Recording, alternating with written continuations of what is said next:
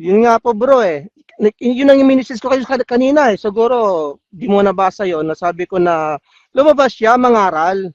Siya yung gumawa ng Bible Expo na yan. Dapat siya rin yung huli na sinasabi nila na siya yung sugo. Hindi dapat gawin niya yung niya, ginawa niyang broadcast na Bible exposition, Hmm. 'di ba? Dapat Opo, lumabas bakit sa loob lang? Kasi nga ayaw na magpatanong. correct. Ayaw Kasi nga na. po di ba meron siyang video. Pagka ang guro, sabi niyang ganyan, ang teacher ayaw magpatanong, bobong teacher 'yon. 'Yun. 'Yun Sino napanood ko sabi 'yon mga 'yon. Siyang may sabi nun, brother Mhm. Alam nyo, kahit sa eskwelahan, pwede magtanong ang estudyante sa teacher. Pagka yung teacher mo ayaw magpatanong, ibig sabihin nun, bobol yung teacher mo. Di ba? Ay, nagtuturo ng hindi niya naiintindihan nyo, kaya ayaw niyang matanong. Baka pagka natanong siya, hindi niya maipaliwanag. Pero kung yan ay teacher talaga at gustong makapag-impart ng karunungan sa kanyang mga estudyante, kung meron kang hindi naiintindihan, di syempre magtatanong ka. Kaya nga yung teacher ko nun, ganyan sabi sa akin, Mr. Rason, nakakahalata na ako sa'yo. Tuwi na lang merong quiz at may exam, tanong ka ng tanong. May mangangaral, ayaw magpatanong, manluloko yun. Kasi sabi, magtanong ka eh. Pagka ayaw matanong, nagtatago, kagaya ng mga mangangaral sa ating panahon ngayon, mga nakatago, di mo nga matatanong eh. At meron naman lumalabas, nagsasalita sa tao, ayaw naman patanong. Ang utos kasi ng Diyos sa mga tao, magtanong sa mga saserdote. Sabi mo, mangangaral ka, sinugo ka ni Kristo. Ba't ayaw mong magpatanong? Si Kristo yung nagpatanong. Tinanong si Kristo, napakaraming tanong. At ang mga tanong at sagot nakasulat sa Biblia. 'Yun yung mga kung ano lang nila, replay yung mga dating video nila. Magkalaban sila, magkadebate sila yung tito niya, si Oo. Bes. Actually, hindi lang si Beth, pati mismong video niya, kalaban niya mismo yung sarili niya. Yun, tama po yun. Maganda nga sana pag may gumawa yun ng mga pag-anuhin, na wala nang debate kaya sila na lang dalawa magdebate, yung sarili na lang ang kadebate nila. Di Oo. ba? Maganda yung gumawa ng ganun Meron nga nag-message sa akin, brother, maghintay ka lang. We are willing to pay a one page sa isang newspaper sa Pilipinas para diyan sa hamon mong debate, maghintay ka lang. Naku, pagka ay yun, mapapaya si Daniel Rason. Nako, lahat mga lumabas sa mga sarili nilang mga bibigyan, sila mismo ang magpapabagsak sa sarili nila. Correct. Wala naman tayong kailangan gawin Ang ginagawa Wala. ni Randy, self-destruction. Tama. Nanahimik tayo. Ipapablock ninyo kami, pasasamain ninyo kami. Kung ano-anong pinagsasabi ninyo, kampung kami ni Satanas. Sino bang kampung ni Satanas? Kami ba na umalis dahil nagsisinungaling kayo o kayong nagsisinungaling? Diba? Mga Tapos, talagang brother, matitindi yung mga judgment nila. Talagang sila na yung mga tagalangit. oo. Sila na yung mga malilinis, mga mabubuti. Sige na, bigyan na natin sa kanila. Oo. Para sila na lahat yung karangalan nila. Ang sabi nga, merong kasabihan yung nagbabait-baitan, pupunta sa langit-langitan. Yun. Baka maraming serbisa doon, bro. Sa langit nila. Ano kasi sasabihin ko, brother, anong religion mo ba bago ka naanib sa MCGI? Dati bro, pinanganak na akong Katoliko. Yes. Pero dati pa kasi, nung Katoliko ako, lagi kong sinanay, sinasabihan, Nay, bakit anong ginagawa mo sa rebulto na yan? Kinakausap mo ba yan? Hindi naman nagsasalita yan. Pero open-minded na ako dati. Nagtatanong na ako sa sarili ko, sa nanay ko, ganyan, na yung nanay ko, devoto yun Pupunta kami sa Manawag, na hawakan yung napakalaking rebulto ni, pangalan, Santa Maria, o yun. Oo. Nay, di naman yan, ba't hawakan mo? Ang daming hinalikan mo pa yung ang daming humahalik dyan. Ang daming mga naghahaplos ng panyo dyan. Anong gagawin mo dyan? tumigil ka. Ganun siya. Katolik po kami. Katoliko dati. Nung po bang nag-change kayo, nag-shift kayo ng religion from Catholic to ang dating daan o MCGI? Ay, ito po yung nangyari. Siguro. Assassinate po ba kayo? Siniraan po ba kayo ng mga kapatid, kamag-anakan ninyo o ng Santo Papa, ng pari ninyo na kampung ka na ni Satanas? Wala naman. Wala naman ako narinig. Sinabi lang na, mabuti yon. Tumigil ka sa pag-inom. Tumigil ka sa pagbabarkada. Tumigil ka dito sa ganyan. Eh, mabuti nga. Sinabi na, mabuti eh. Tingnan niyo po Brandy, papakita ko lang yung difference yung malaking pagkakaiba. Itong si Daniel Rason ngayon, sabi niya kanina do sa video na pinlay ko kanina, kung ikaw pala, sinasabi mo ang nagsasalita ng totoo, sabi mo, taga-expose ka, bakit kami lang ang ine-expose mo? Kaya nga sabi ko, sira ulo talaga tong Daniel Rason na ito. Napanood ko yun eh. Bakit ko sila i-expose? Hindi naman nila ako sinisiraan. Tama. Diba, nung umalis ako sa Katoliko, ni isang salita na paninira, wala akong narinig sa kanila. Samantala, bro. Saka hindi ko man sila pinagsilbihan ng mahabang panahon. Itong pamilya mo, Daniel Rason, hinayupak kang siraulo kang Daniel Rason. Yung pamilya mo, minamasahe ko kayong lahat. Naku, Daniel Rason ka. Kaya nga alam ko kung saan nakaposisyon yung mga kulugo mo sa katawan eh.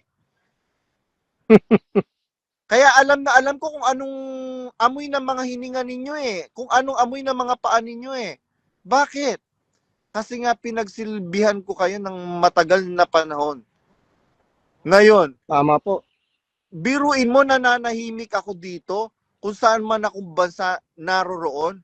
Tapos kamukat-mukat mo, merong magsisirculate na mass message na i-block nyo na si Badong dahil lumalaban na siya sa aral at sa mga ngaral. Naghahanap lang siya ng damay sa kalagim-lagim na sasapitin niya. Kaya doon ako, brother, nagkaroon ng lakas ng loob eh. Mga walang ya ito. Alam ko yung mga pinaggagawa nila. Tapos ako pa yung masama ngayon. Samantalang yung tatay ni Daniel Rason, nandyan pa ako, miyembro pa ako, aktibo pa ako, at panatiko pa ako. Alam ko nang nambababae. Bakit? Biruin mo pagka ipapakalikot sa akin yung message, yung cellphone ng tatay niya, merong magpa-pop up na message nung kalaguyo niya. Nako, tingnan mo. Hindi ko na yan. Kaya ganun, brother. Kaya sabi ko, hindi po pwede na hindi ka na lang magsasalita basta-basta. Kaya nung nagsalita ako, ang dami nang nagsulputang mga kapatid. Brad Badong, na-validate mo lahat ng mga observation namin, ng mga agam-agam namin. And thank you for speaking up. Yeah, tama.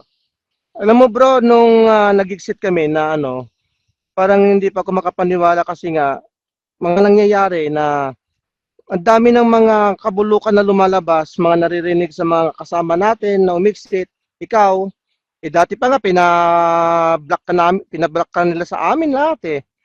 Dahil nga sa naging group chairman ako doon dati, bilat kita. In-unfriend. Pero yung mga kaibigan ko, pero yung friend kong mga iba, hindi ka ako in-unfriend. Pag meron silang pinopost, napapanood pa rin kita. Kaya sabi ko, nakikinig naman ako. Parang curiosity lang ba na pakinggan ko nga. Wala na mawawala eh. Ganon din sila yung mga iba. Pakinggan ko nga. Hanggang sa mga naiisip ko, mga agam-agam ko dati, yung mga hindi ko na parang pumasok na sa isip ko pero hindi ko siya iniintindi. Yun yung nasa isip ko dati, tama yun, ganyan. Yun yung sinisigaw ng puso ko dati, tama yun. Ganun din pala sila. Akala ko ako lang yung nakakaramdam noon, ako lang yung nakakakita noon. Ganun din pala sila. Ako lang kasi na nag-comment ka kay kapatid na okay po. Oo, kaibigan ko yon, kasama ko yon, kasabay kong nabautismuhan yon sa San Francisco, sa Oo, Bay na ano, Area.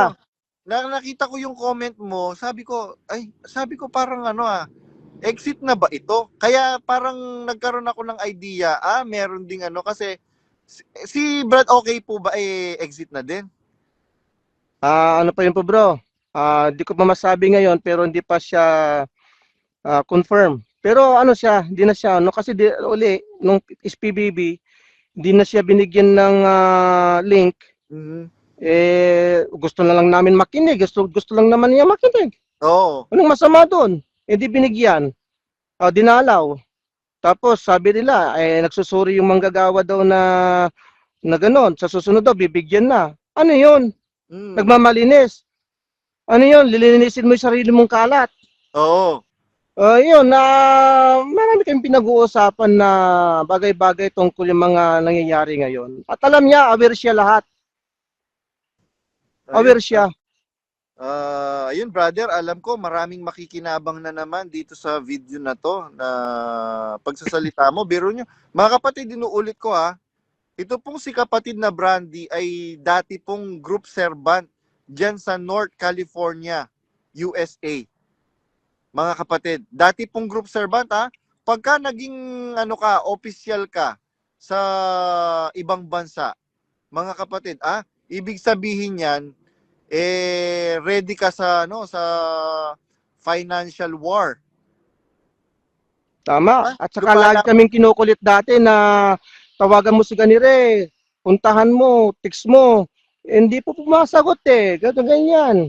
Basta wag ka magsawa. Nako, sabi ko nakakahiya na, para na tayong nangungutong sa mga kapatid. Oo nga, mahirap yun, brother, yung parang kinukonsensya mo, ginigil trip mo yung kapatid. Samantalang dapat, inuunawa ninyo. Alam niyo yung alam niyo yung sahod niya ng isang kapatid. Dapat ba, tatantyahin ninyo kung magkano yung tulong at itutulong ng kapatid? Dapat hindi ganon. Kaya nga ang utos sa Bagong Tipan, magbigay ang bawat isa. Kagaya ng lumang tipan, ikapuno. Ang sabi ng Biblia, magbigay ang bawat isa ayon sa pasya ng kanyang puso. Tama. Yun nga po bro Lagi na lang pagkatapos ng pagkakatipon, nagdadrive ka na, pauwi ka na, pagdating mo sa bahay, ganun pa rin. No, patarget pa rin. Ano pa, saan ba nang pupunta? Kahabi ka ng kaibigan ko, namixit na rin Sabi, hindi pa tapos yung isa, meron na naman bago. Ano ba yan? Kaya nga po ang tawag ko ngayon dyan sa iglesia na yan, iglesyang gipit. Biro mo, magmula nung naanib ako hanggang nung panahong pasamain ako ni Daniel Rason, gipit. Hanggang ngayon, gipit pa rin. At saka sinasabi nila ng mga KNP, kawawa naman si Brad Daniel, naglabas siya ng pera mula sa sarili ng bulsa.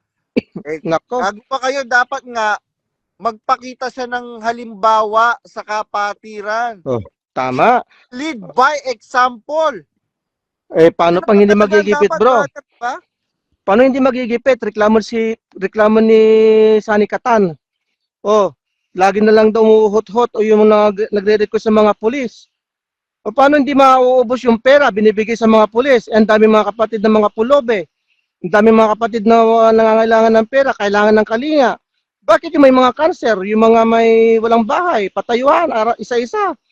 'Di ba? Mga walang pang-aral. And mind you, yung ang laki-laki ng bro.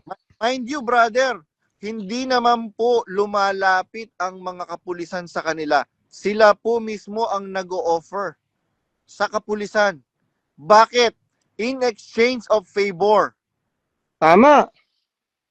Pero mo, tama yung observation mo, tama yung analysis mo, brother. Napakaraming sabi ng Biblia, magsigawa kayo ng mabuti sa lahat. At lalong-lalo na sa mga kasambahay sa pananampalataya. Biruin mo, nakalagay sa Biblia at itinuturo ninyo sa doktrina. Nagagawa tayo ng mabuti, mamahalin natin ang lahat ng tao, lalong-lalo na, more so, yung kapatid sa pananampalataya. Bakit? Merong kapatid na severe na yung diabetes niya, lumala na yung sugat niya, lalapit sa inyo, tatanggihan ninyo. Ngayon, na-amputate yung paanong kapatid. Tapos, aabutan ninyo. May susunod na project sa pulis eh. Kaya Kaya nga yun. po, brother Ang bira. Nako, yung ayaw na ayaw ko po bro, yung mga kapatid dito sa loob na umalis ka lang, umiksit ka lang, hatulan ka na. Na parang sila na yung mga galing na sila sa langit, nagbigyan na sila ng ang tawag noon, yung Puting bato. puting bato na ikaw na yung taga-judge na kasama ng Panginoong Jesucristo, kasama niya sa isang libong taon. Wala pa nga eh. Baka Di mo po, nga alam, baka matisod ka mamaya. Di mo alam, ikaw yung nakapatay o nakadisgrasya o ano man. baka po Nalingat ano ka yun, lang. brother. Baka po bato ni Darna. Hindi bro, bato ni Ding.